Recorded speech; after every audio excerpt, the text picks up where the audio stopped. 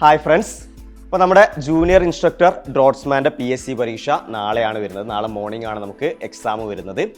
അപ്പോൾ നിങ്ങളൊക്കെ പ്രിപ്പയർ ചെയ്ത് കഴിഞ്ഞവരുണ്ടാകാം, അതല്ലെങ്കിൽ പ്രിപ്പറേഷനൊക്കെ ഇത്രേ ആയിട്ടുള്ളൂ എന്നുള്ളവരുണ്ടാകാം. അപ്പോൾ ആരായാലും നമുക്കിനി ടെൻഷൻ അടിക്കാനോ ബേജാറാവാനോ ഒന്നും ഉള്ള സമയമല്ല. നമ്മൾ വളരെ കൂളായിട്ട് നമ്മൾ നാളത്തെ എക്സാമിനെ പോയിട്ട് അറ്റംപ്റ്റ് ചെയ്യണം.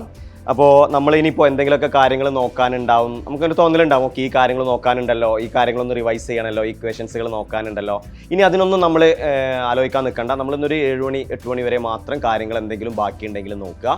അത് കഴിഞ്ഞിട്ട് നമ്മൾ എന്ത് ചെയ്യുന്നു, നമ്മൾ പറ്റുമെന്നുണ്ടെങ്കിൽ വീട്ടിൽ തന്നെ നമ്മൾ ഫുഡൊക്കെ കഴിച്ചിട്ട് സുഖമായിട്ട് നമ്മളൊരു 8, 9, 10 മണിയാകുമ്പോൾ നമ്മൾ ഉറങ്ങാൻ നോക്കുക. കാരണം നമുക്ക് രാവിലെ നമുക്കൊരു എക്സാമിനേഷൻ സെൻറ്ററിൽ ഒരു 6:30 നമുക്കറിയാം 7:15 റിപ്പോർട്ടിംഗ് ടൈം വരുന്നത്.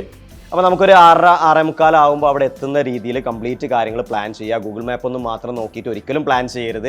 കാരണം നമ്മൾ സ്കൂൾ എവിടെയാണെന്നൊന്നും പറയാൻ പറ്റില്ല. ചിലപ്പോൾ ഓട്ടോ വിളിച്ച് പോകേണ്ടി വരും, മഴയുള്ള സമയമാണ്, ബ്ലോക്ക് വരാം, രാവിലെയൊക്കെ എന്തെങ്കിലുമൊക്കെ വന്നിട്ട്. അപ്പോൾ അതൊക്കെ മുൻകൂട്ടി കണ്ടിട്ട് വേണം നിങ്ങൾ എക്സാമിനേഷൻ സെൻറ്ററിൽ എത്താനുള്ള കാര്യങ്ങൾ പ്ലാൻ ചെയ്യേണ്ടത്.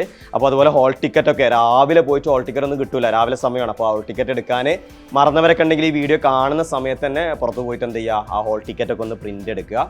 ഇനി എക്സാമിനേഷൻ സെൻറ്ററിൽ എത്തിയാൽ നമുക്കിങ്ങനെ കാണാം, ചുറ്റുവട്ടമൊക്കെ നോക്കുമ്പോൾ ഒരുപാട് ആളുകൾ ബുക്ക് നോക്കി പഠിക്കുന്നു, ഡിസ്കസ് ചെയ്യുന്നു കാര്യങ്ങൾ, ആ പോയിന്റ് ഈ പോയിന്റ്. നമ്മളതൊന്നും മെയിൻ ചെയ്യാൻ നിൽക്കേണ്ട. നമ്മൾ ഒരു കാര്യം എടുക്കണം, നമ്മൾ ഹോൾ ടിക്കറ്റ് മാത്രം എടുത്തിട്ട് എക്സാമിന് പോവുക. ഒരു കാര്യങ്ങൾ നമ്മൾ ഡിസ്കസ് ചെയ്യാൻ നിൽക്കേണ്ട. വളരെ കൂളായിട്ട് എക്സാമിനേഷൻ സെൻറ്റർ ഹാളിലോട്ട് കയറുക. നമ്മൾ എന്ത് ചെയ്യുക, ക്വസ്റ്റ്യൻ പേപ്പർ കിട്ടി പൊട്ടിക്കേണ്ട സമയമാകുമ്പോൾ അത് പൊട്ടിക്കുന്നു. ഞാൻ ക്ലാസ്സിലൊക്കെ പറയുന്ന പോലെ നമുക്ക് പല കോഡുകൾക്കനുസരിച്ച് ചിലപ്പം എക്സാം പേപ്പറുകൾ ഡിഫറൻ്റ് ആവും. അതായത് ചിലപ്പോൾ നമുക്ക് ടഫുള്ള പേപ്പർ ആയിരിക്കും നമുക്ക് സബ്ജക്റ്റ് ആയിരിക്കും ആദ്യം കിട്ടുന്നത്. അപ്പോൾ നമ്മൾ ആ 1 മുതൽ 100 വരെയുള്ള ക്വസ്റ്റ്യൻസുകൾ ആ ഒരു 45-50 മിനിറ്റിനുള്ളിൽ അല്ലെങ്കിൽ 1 മണിക്കൂറിനുള്ളിൽ നമ്മൾ വായിച്ച് നോക്കിയാൽ ഒരുപാട് ക്ലാസ്സിൽ ഡിസ്കസ് ചെയ്ത കാര്യങ്ങളും അതുപോലെ മാരത്തോണിൽ പറഞ്ഞ കാര്യങ്ങളൊക്കെ ഡയറക്റ്റായിട്ട് ചോദിക്കുന്നുണ്ടാവും. കാരണം ഓവർസിയർ എക്സാമാണ്.